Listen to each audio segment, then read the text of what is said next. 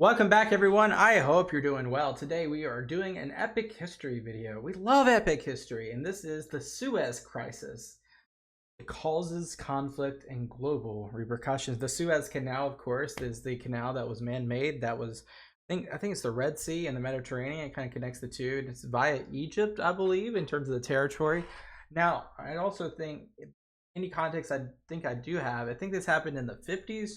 And there were several different components here, like whether it be Britain or at the time, United Kingdom, as well as obviously Egypt. I'm not sure who else played in part. I don't know if the United States played in part or if it was any other particular people, but we're gonna jump right into it. I'm glad that you're here. Make sure you hit that like button and let's go. In 1956, a dispute over the Suez Canal in Egypt led to international crisis and war. Two fading colonial powers, Britain and France, expected an easy victory over Egypt, but were forced into a humiliating withdrawal as the world's new superpowers flexed their muscles. I can't remember who was in charge. Who was the PM of UK at the time, if it was Anthony Eden or if it was somebody else, but this was a huge embarrassment for the UK. It was embarrassing that they did not, I don't know if they didn't I think we'll watch the video and we'll learn. I only have a little bit of context, but I don't think that they put overwhelming pressure on the situation. They kind of let it go. They let it slip through their fingers versus really trying hard to get it back, because obviously the United Kingdom and France, if they collectively wanted this, they would get it just because they have better firepower, but it's more of a PR thing at the same time, I think. It's a bad look right after World War II. It was a stark sign that the age of European imperialism was over, and that a new international order had taken its place. Yeah. Imperialism, we would see that continuously because a lot of Africa would still be up until I don't even know, the like 2000s, right? You'd have some sort of colonial presence in Africa. Little remembered today, the events of 1956 had huge consequences for Britain and France, the Arab world, Israel, and the United States of America. This is the story of the Suez Crisis, whose fallout shaped world affairs for decades to come.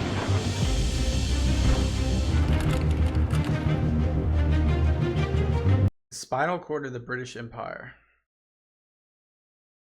So, is it the Suez Canal? Is what he's Otto von Bismarck? When was the Suez Canal created?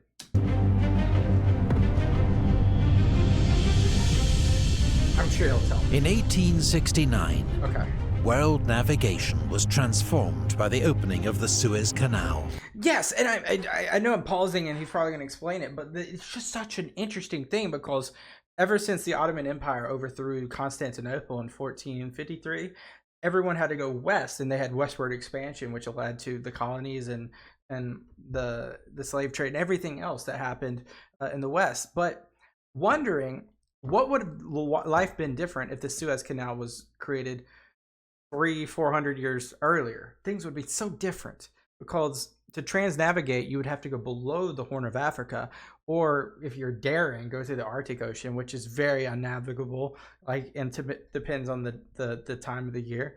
So this is just probably one of the most innovative things humans have ever done, which is open up the Red Sea to the Mediterranean Sea. This 100-mile man-made waterway through the Egyptian desert cut 5,000 miles off the voyage from Europe to Asia. And even thinking I'm just having parallels and stuff. Like, remember when Octavian was going after Mark Antony and Cleopatra in 40 BC or whenever that was. Like, one of their escape plans, Cleopatra and the Ptolemaic dynasty, as well as Antony, was to possibly drag boats to the Red Sea so they could depart. Now, if the Suez Canal or something of the sort was there, then that they would have survived in South or Northwest India. Like it's just I don't know. I just nerd out when I'm thinking about things like this. As ships no longer had to sail around Africa. Its construction, overseen by French diplomat Ferdinand de Lesseps, had taken 10 years and cost the lives of many thousands of Egyptian labourers. The Suez Canal Company, which owned and ran the canal, was a private company owned by its shareholders, including French, Austrian and Russian investors, as well as the ruler or Khedive of Egypt, Ismail Pasha. In 1875, to pay off his mountainous debts, the Khedive sold his 44% share in the canal company to the British government. Of course, the Britons, them and their purses. As the world's greatest imperial and naval power, Britain had initially opposed the canal, seeing it as a potential threat, but soon proved to be its greatest beneficiary. 80% of the ships that used the canal were British, and it became a vital link to the British Empire's eastern colonies, and the jewel in the crown, India. Control of the canal and the security of Egypt became a vital British strategic concern. In 1882, when Egyptian anger at European interference in their country exploded into a nationalist revolt, led by Colonel Ahmad Urabi, the British sent a military force to intervene. The Egyptian army was swept aside, and Egypt effectively became a British protectorate for the next 60 years. The Egyptian army was swept aside, and Egypt effectively became a British protectorate for the next 60 years. Yeah. British control of the Suez Canal was a major strategic advantage in both world wars. Oh yeah, because you get to decide who goes through these places, which, imagine, now I'm not sure the context, but imagine if U-boats could just go through this at ease. I wonder if they did. I'm not sure. I mean, they'd have to be really sneaky.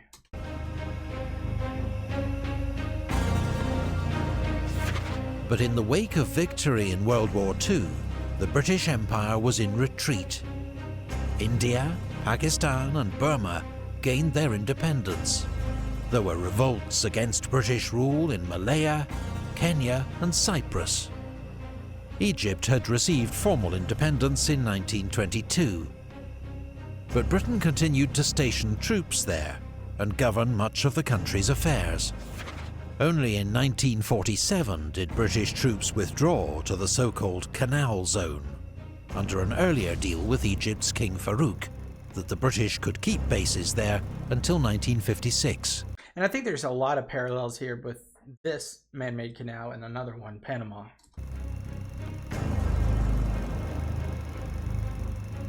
But Egyptians were turning against Farouk.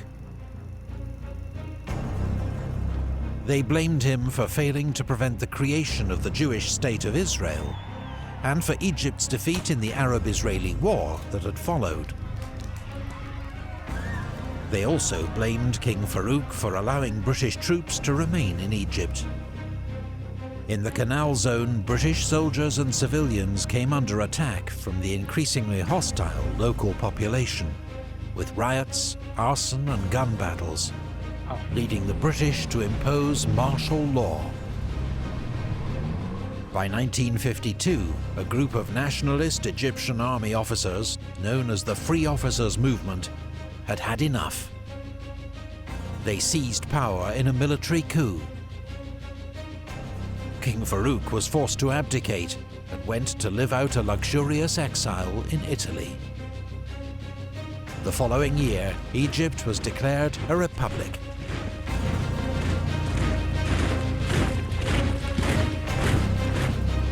Colonel Gamal Abdel Nasser emerged as the new leader and president of Egypt. A committed and charismatic Arab nationalist, determined to free Egypt from foreign influence.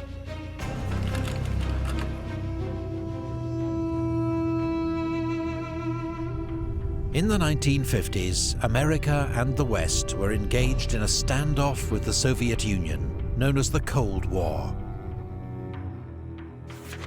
A so-called Iron Curtain divided Europe between communist East and capitalist West.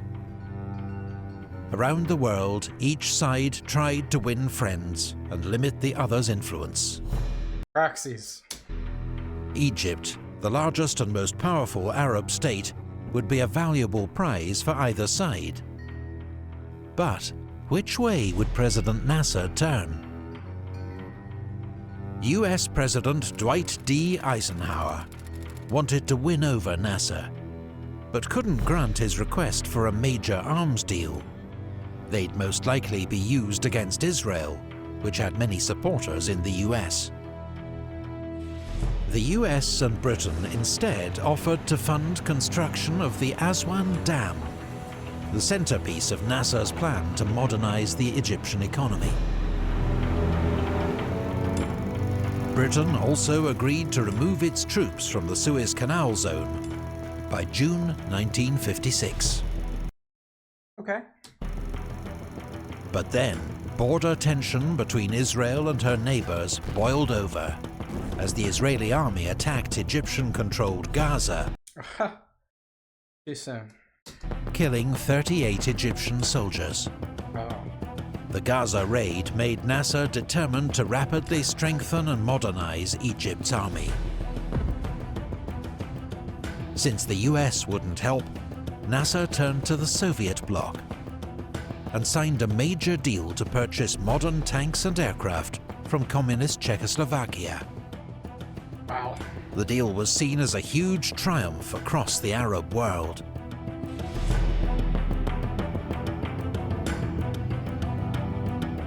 Nasser further antagonized America by establishing diplomatic relations with communist China. Which is basically just now flourishing. For Eisenhower, chasing an alliance with Nasser was proving a major headache, and the US and British offer to fund the Aswan Dam was withdrawn. Oh! It was a move that would prove to have serious global repercussions that neither Britain nor America ever saw coming. I mean, I could see that coming.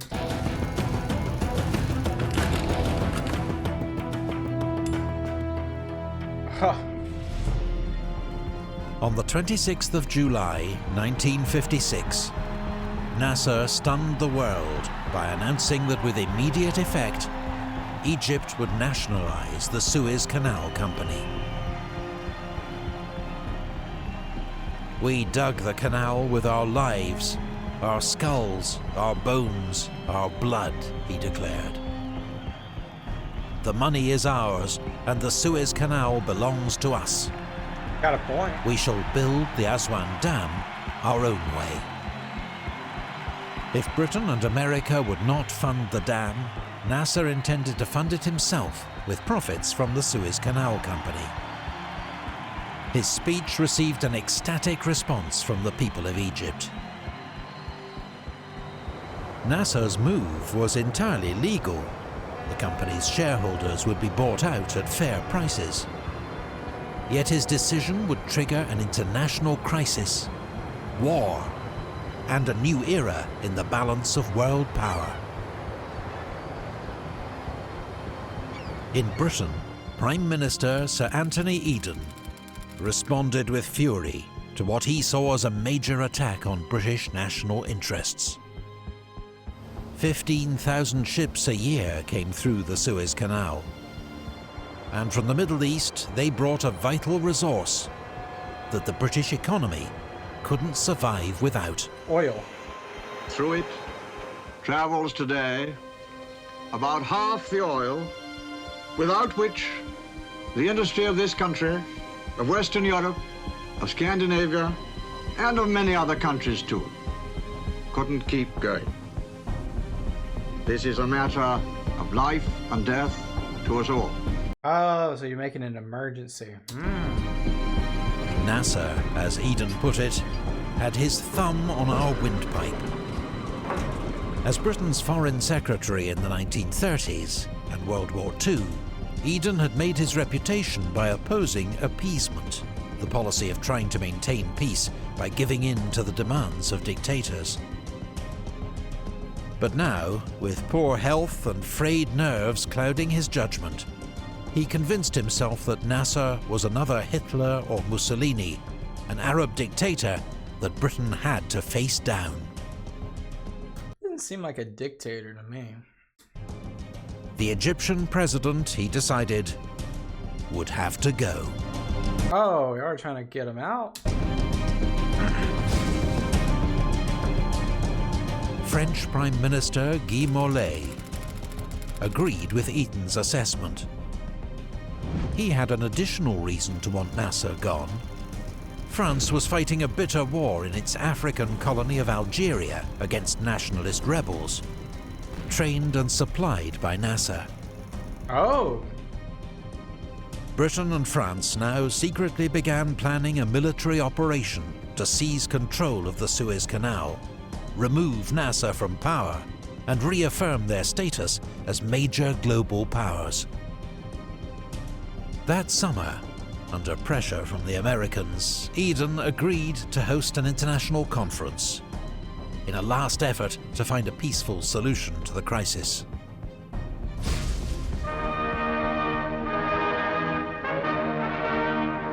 Lancaster House, London, naturally attracted quite a crowd on the opening day of the Suez Conference.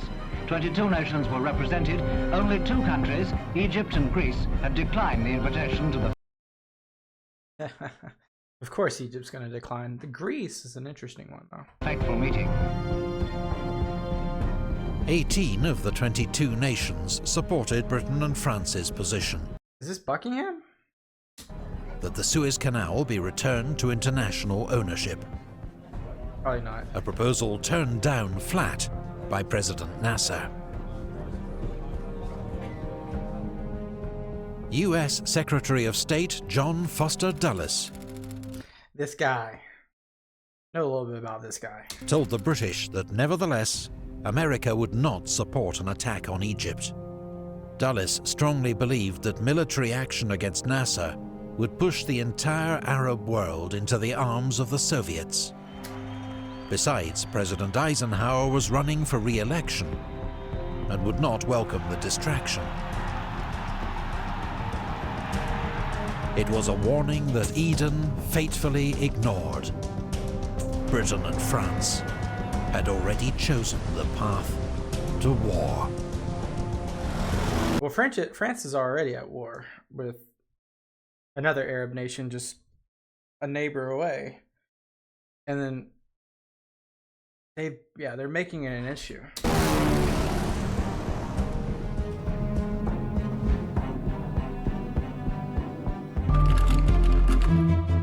October 1956 was one of the craziest months in history. Shimon Peres, Israeli Minister of Defense. But it was not Britain or France that struck first against Nasser. Was it Nasser? It was Israel. Oh, of course. On the 29th of October, Israeli paratroopers landed in the Egyptian Sinai, seizing the strategic Mitla Pass and paving the way for an invasion by ground forces.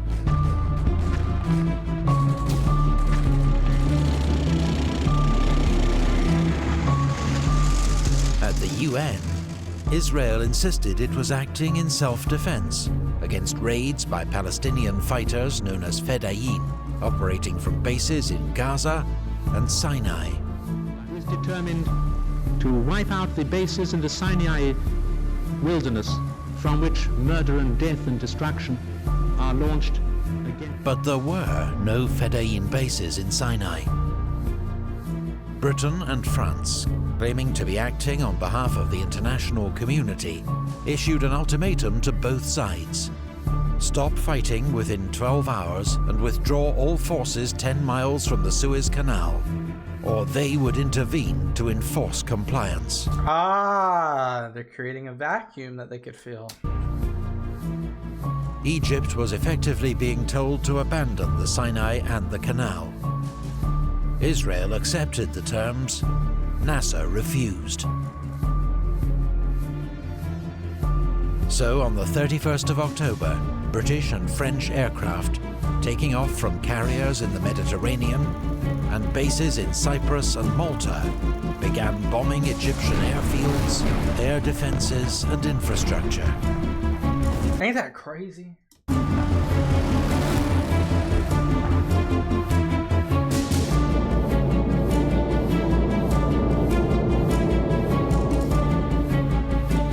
But not all was as it seemed. Israeli Prime Minister David Ben-Gurion had been considering an attack on Egypt for many months. He was encouraged by Moshe Dayan, the hawkish commander of Israel's armed forces. Bro's got an eye patch? Nasser, like all leaders of Arab states, did not view the new Jewish state as legitimate. Now receiving modern weapons from Czechoslovakia, he was seen as a potential threat to Israel's survival.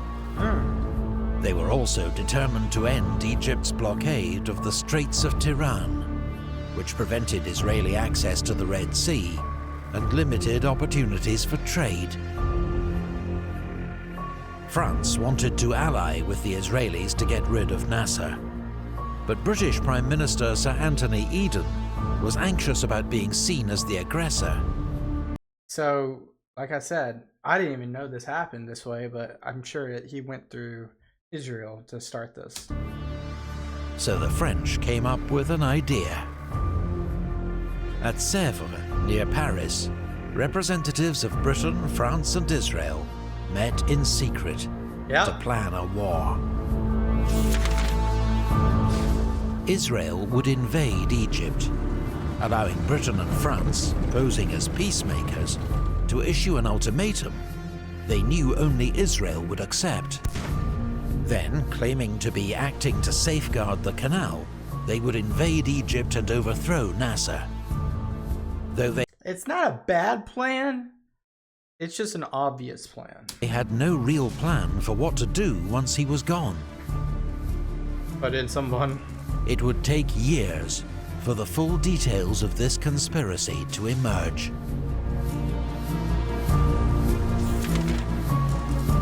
On the 5th of November, after a week of bombing, and with Israeli troops winning the battle in Sinai, British and French paratroopers were dropped onto targets around Port Said and Port Fouad at the mouth of the Suez Canal.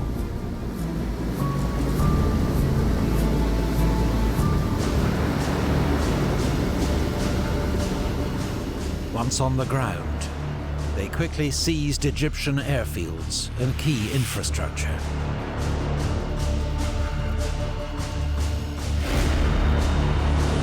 The next morning, under cover of airstrikes and naval bombardment, British and French landings began. This is insane. Fierce street fighting raged throughout the day. But the Egyptians were massively outgunned, and it proved a one-sided contest. Around 600 Egyptian soldiers and police were killed. British and French deaths totaled just 26. Egyptian civilians suffered most. As they always do. Civilians. Up to 1,000 lost their lives, with many more left homeless by air raids and shelling. Horrible. By the end of the day, the British and French were in control. And that's obvious. But I'm not sure what happens next.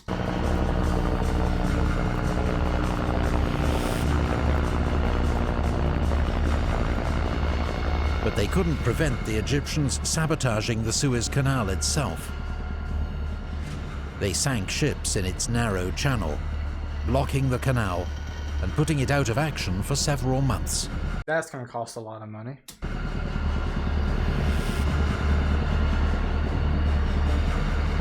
Fine. We can't have it. Nobody can.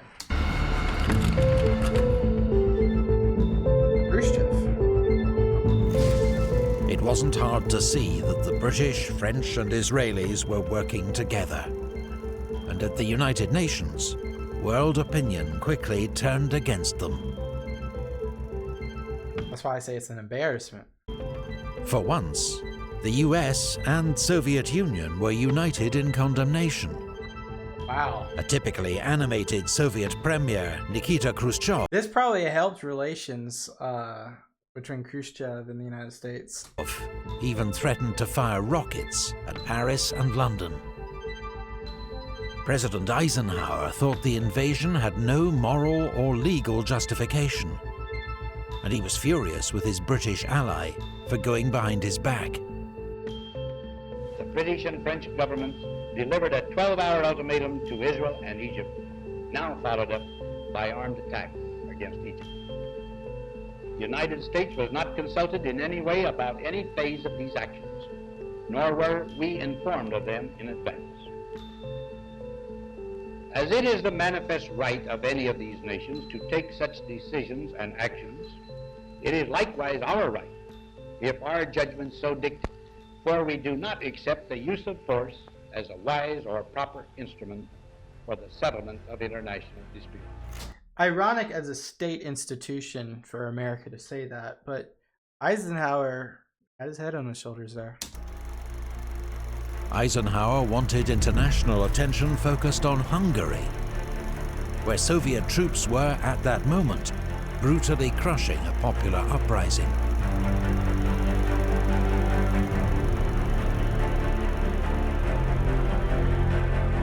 Instead, Britain and France's reckless intervention was likely to push Arab states closer to the Soviet Union.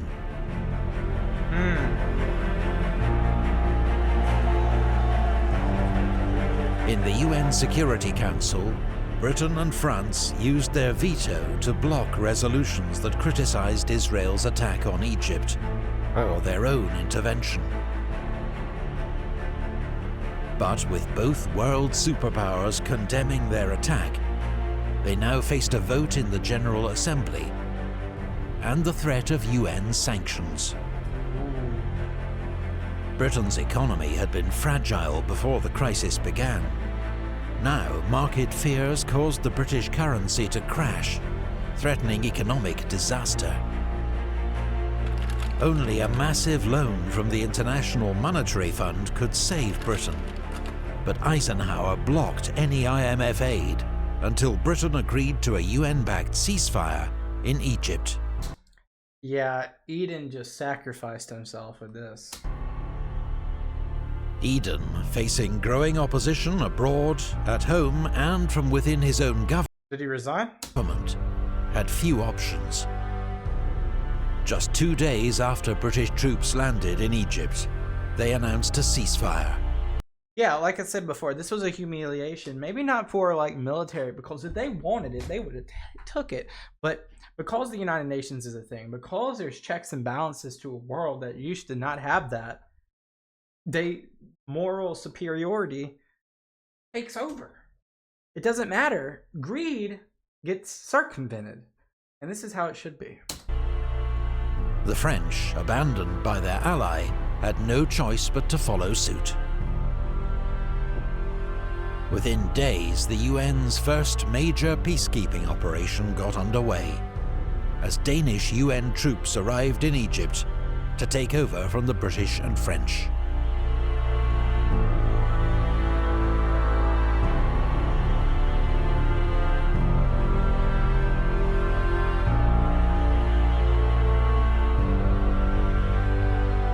As they packed up and re-embarked on their landing ships to return home, it was officially job well done.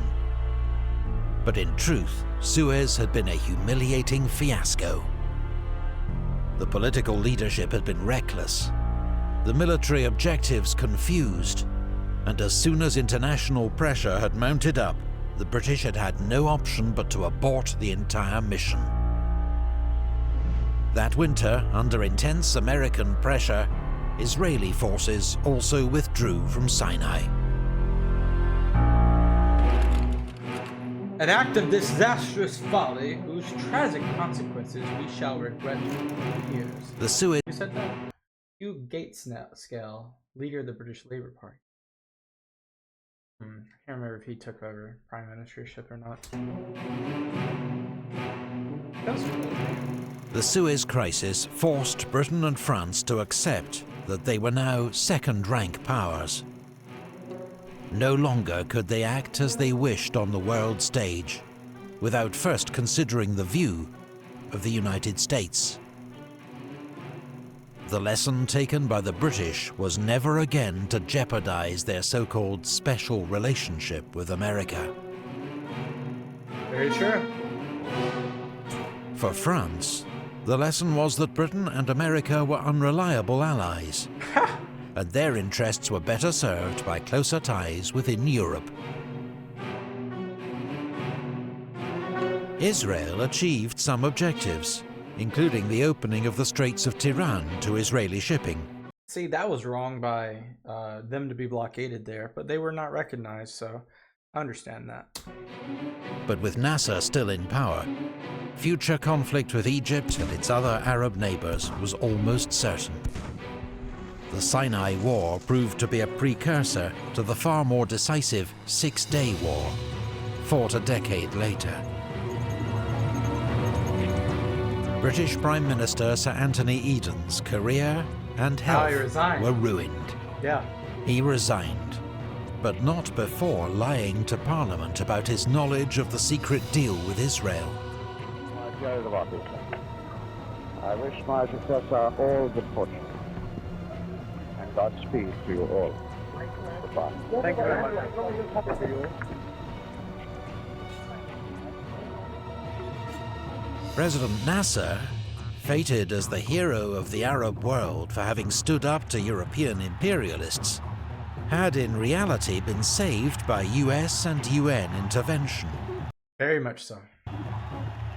But his modernizing reforms, championing of the Arab cause, and opposition to foreign intervention mean his memory is still revered by Arabs across the Middle East.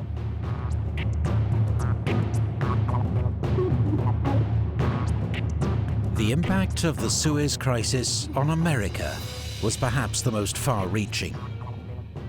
The collapse of British and French prestige amongst Arab nations meant the US would now take the lead in countering Soviet expansion in the Middle East and securing the West's oil supplies. I wonder if that Eisenhower doctrine succeeded the Middle East and also took a strong opinion on East Asia. You know what I mean?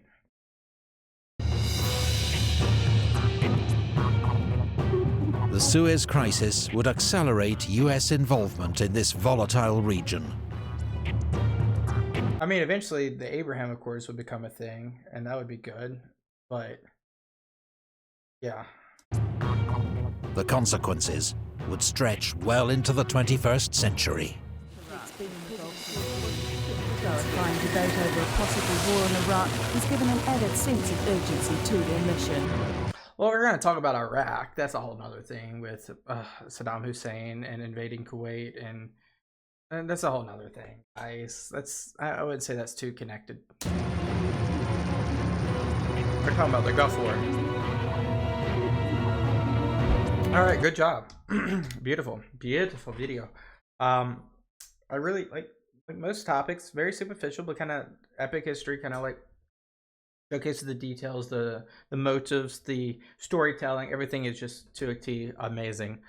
Final thoughts of the Suez Crisis? Yeah, definitely. France uses an opportunity to punish Egypt for helping the Algerian War of Independence. UK, they were really just more. They're being greedy in this situation. They had lost a lot. They lost their crown jewel. They lost Kenya.